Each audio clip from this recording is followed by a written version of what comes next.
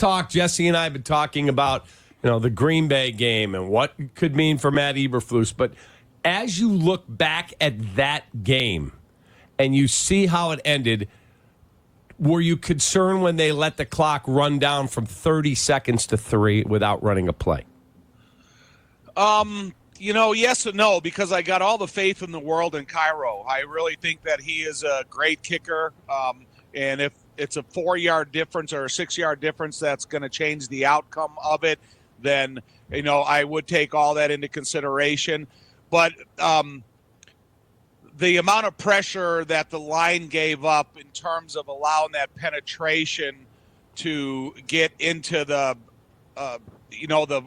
flight of the football, and then by chance, you stick a hand up in the air and it knocks it out of the air. I can't sit here and say, oh my God, that's the one play and that's the one reason why the Bears lost it, even though that was affected the end result. When you go back and you watch a tape of a game, there's a lot of plays within the course of that game that, if they would have done them better, then maybe things would have changed. If they didn't give up the catches to Watson that were field position changing catches, maybe that had as much to do in the outcome as any one play that you want to kind of isolate.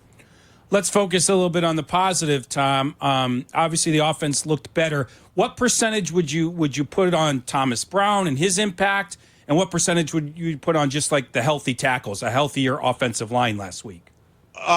Thomas Brown did a lot,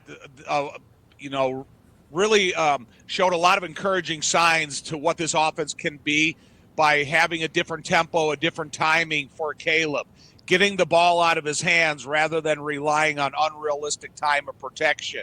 And I think when you see that and you use your offensive assets to help the quarterback, then you see what Caleb's capable of being. And then the decisions that Caleb made to run the ball when the opportunity was presented to him and then get down safely, I think it's kind of a template for offensive success going forward. So I was encouraged by what the Bears offense were able to take advantage of with the people they have in place. And I said this earlier, it feels like that was a good, sort of precursor to this week, because we know Flores is going to blitz, and Caleb already was getting the ball out quickly last week. He's just going to have to continue to do that. Yeah, but too is, the offensive line, as soon as Caleb calls the play in the huddle, you're going to have to listen intently, and you're going to have to understand your assignment according to the protection. And don't try to freelance. Don't try to say, oh, I saw something out of the corner of my eye, and make your own subtle adjustment to it. Just follow according to your assignment, because that's the way Caleb is going to understand the vulnerabilities of the protection in the area of responsibility. So when you have a pass protection, the guys that have closest attack angle to the quarterback, that's your responsibility. The rusher that's farthest away, sometimes that's a responsibility of the quarterback. And then on first down, you're going to really have to be successful, because that's probably the most vanilla defensive down that Minnesota shows. And if you can have success on first down, it's going to put yourself in what you're saying, Jess, a more attackable opportunity on second and third down. So as an offensive lineman and someone who understands the inner workings of the offensive line and how it's intertwined with everything else that goes on with the offense, is this a fair statement? I believe that, yeah, the line may not be elite. It may not be the 85 Bears line blocking for Walter. But guess what? They get unfairly maligned at times because the ball wasn't coming out. I don't believe Shane Waldron was very good at his job. And when it comes out on time, Caleb Williams will not be sacked to the level he was at, whatever he got 9 times a couple of weeks ago. If you get it out on time, the O-line is serviceable. Fair? You're 100% right, Kap. And that's the thing that is I'm most excited to see this week, because you went up against a good Green Bay Packer defense. Not great, but they're good. But now you got a defense that offers you a little bit more complexities at the line of scrimmage. And so if that same tempo that Thomas Brown sees this defense can get it out of the hand of Caleb. Because if Caleb's getting out of his hand in tempo, on time, with a good throwing foundation, he displays really good accuracy. He's got a good understanding of where the ball placement should be. He's making sure that everybody has their hand in it. Well, it's Keenan, it's Rome, it's DJ, it's Cole, it's Gerald Everett, and it's in the running back position. If he is able to use all of those assets for the benefit of what this offense can offer you, I think you're exactly right, Kap. Minnesota is a little bit different offensively. Obviously, Sam Darnold's come back down to earth a little bit, but right. It feels like they're going to hand off a lot. But we were talking about some of the props and stuff, and the prop guys are like, no, Darnold's going to throw a lot. So I feel like this is low scoring, hand the ball off a lot for Minnesota. Their third straight road game. But how do you see them offensively? Well, when you have Justin Jefferson, you have Jordan Addison, and you have Aaron Jones, that's a really good pass receiver out of the backfield, it's definitely inviting. However, if you can get the solid rotation of defensive rushers that are putting Sam Darnold into an uncomfortable throwing position, and you get a turnover, 2 or 3 out of them, and it kind of changes how many offensive possessions that you're giving back to the Bears, maybe they feel the best way to go about business is attacking the interior of the Bears defense with the running game, because it seems like there may be a little bit vulnerability there without a guy like Andrew Billings in there in the middle of the defense. So when you think of the Zach Pickens, Coward, Javon Dexter Sr., DeMarcus Walker, all the guys that can play on the interior, then they're going to have to play a better brand of football where they tie up the offensive linemen so the linebackers have a little bit more freedom.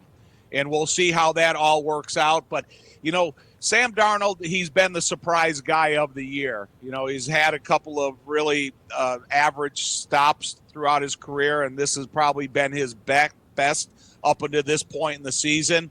But we'll see how, how the time works on, if defensive coordinators are getting some tells or some reads about his game and where they're going to go with it. What about the third straight road game angle? Is there just, could it be a step slow? Is there, what's that like playing 3 in a row, that third one for you? You've been there, Tommy. It's only a 45-minute flight. True. It's not like really, like the Bears going to San Francisco in a couple weeks. It's a little bit more of a length distraction. But when you're getting on a plane in Minnesota, flying 45 minutes, boom, it's easy. Yeah. Okay, true. I want to ask you something, because Brian Flores is, he could be auditioning for this job. He wants another bite at the apple. Mike Tomlin came out last week and said the single best coach in the world who's not an NFL head coach right now that's working in the NFL is Brian Flores. He said Flo is going to get another chance. He's going to be great at it. He could potentially be auditioning. Last year, I'm sure you remember this because you watch a lot of tape, the first play of the game at Soldier Field, very first play, Justin comes to the line. I guess he didn't study math at Ohio State. They got 6 rushers. We got 5 blockers. And DJ Wanham comes right around the left end, Justin looking at the line, the left side, and absolutely blows him up. Do you feel like Caleb will be better in understanding the various exotic blitzes he's going to face on Sunday? I remember that play well, and I was so discouraged by the end result of that play being the first play of the game and not going up to the line of scrimmage and identifying where your weakness lies. I think Caleb is 100% better at identifying the vulnerabilities of the pass protection, and no disrespect to Justin, because I really like Justin as a person. He's a good guy. Unfortunately, reading the line of scrimmage was not his best because he always felt that his athleticism could get him out of it. But when you talk about 6 guys at the line of scrimmage and only 5 blockers, you got to know that as soon as you break the huddle. And I think that might have been the game where I yelled, "Throw it." Yes, it is. Because again, another one where they, and that was only a 3-man rush, but he didn't see it. So Yeah, I'm with you, Cap. That play was disappointing, but I do think that the Bears have a better line of scrimmage right now. When you talk about Cole and Gerald Everett being good blockers, you think about the amount of weapons and the timing that you brought up earlier about getting the ball out of Caleb's hands. I wonder, if we remember that play so well, I'm sure Brian Flores does. I'm sure they're going to test him right away. Let's see how he reacts. Right away. Let's go after maybe similar whatever kind of a blitz or package to just test him right away and let's see how this guy reacts. Yeah, but you know what, Jess, is if you beat a blitz early in the game, it kind of puts a little angst in the defensive coordinator going, oh, my God, we're up against a different quarterback, and he sees things more efficiently. If you blitz and you repeatedly get beat, then all of a sudden now you're backing off the line of scrimmage. And that's why I was saying their most vanilla down is first down defensively. If you can get positive yards on first down, and listen, I'm only looking for 4 to 5 yards. I'm not being unrealistic and said every first down's got to be a touchdown. Just get yourself into a more manageable second down scenario, and then it will affect the way the defensive coordinator calls the game. Throw it from behind. Way to pull that up. We have everything, Tommy, you've ever said. Jay Moore is the best. Listen, man, I sit up in that booth with the same emotions that if you're sitting in your guys' living room or whatever. It's not. Love it. That's why we love you. That's why we love it. I was in a sports book in Vegas last Sunday, and there was a ton of Packer people wearing that ugly uniform jersey, all the green and gold, and I'm in my Bears gear. My wife's in Bears gear. And I'm taunting them. Now it's 19-14. We take the lead. I'm back at them again. They're yelling, take that at me. And when I'm standing, I get up, and I got my head in my hands. Please make this field goal because I'm going to go freaking insane in here. And when it got blocked and they're all screaming at me, I grabbed my bag and went, I'm out, and I left. Yeah. Because the great job that the guys were doing with the parabolic mics, I heard Brooks's hand hit the ball as soon as Cairo hit it. Yeah, and you reacted. Yeah, and I said it, and it was another disappointing moment for me in terms of that rivalry. Green Bay Bears. Yeah, I may have missed this. It almost was as bad as the Chester Markle field goal block. You remember that? Yes. You know that one, Jesse? Yeah. So he goes for the game-winning kick. The Bears block it to win the game. He scoops up the block and runs it in. Yep. I may have missed this. I know the Bears turned into play. Tommy, did you think there was a penalty that should have been called? I